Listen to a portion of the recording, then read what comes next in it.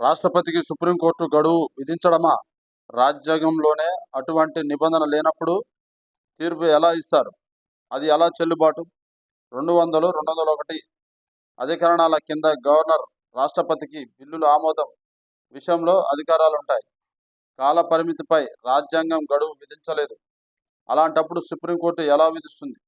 14 ప్రశ్నలు సంబంధించిన రాష్ట్రపతి ద్రౌపది ముర్ము ఆర్టికల్ 1431 కింద సుప్రీంకోర్టును వివరణ కోరిన రాష్ట్రపతి. సుప్రీంకోర్టును రాష్ట్రపతి వివరణ కోరడమా? ఇది సుప్రీంను సవాల్ చేయడమే. బీజేపీయేతర రాష్ట్రాల అసెంబ్లీలను సమావేశించేయాలని కేంద్రం యోచన. తమిళనాడు సీఎం స్టాలిన్ ధ్వజం. చట్టసభలు ఆమోదించిన బిల్లులపై మీకు అభ్యంతరం ఏమిటి? కేంద్రాన్ని నిలదీసిన వామపక్షాలు.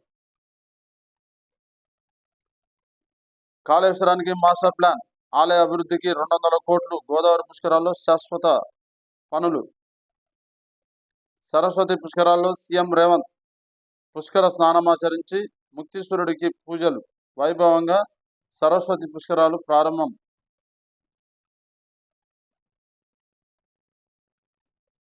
యాదగిరీశుడి చెంతన స్వామివారి దర్శనానికి మిస్ వరల్డ్ పోటీదారులు ప్రత్యేక పూజలు.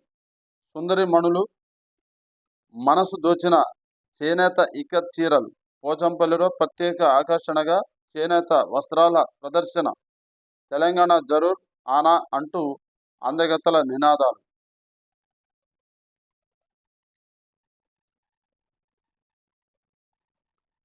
ఇరవై 22 కోట్ల ఏళ్ల నాటి రాక్షస బల్లి అవశేషాలు.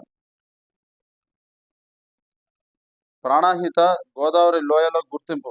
అన్నారం వద్ద 1980లలోనే అవశేషాల సేకరణ. అప్పటి నుంచి కొనసాగిన పరిశోధనలు. తాజాగా ఆ డైనోసార్ వయసు నిర్ధారణ. రాక్షస బల్లికి మలేరీ రాబర్ట్ కుట్టి అని నామకరణ. 22 కోట్ల ఏళ్ల నాటి రాక్షస బల్లి అని అసలు ఎట్లా గుర్తిస్తారో అసలు సైంటిస్టులు.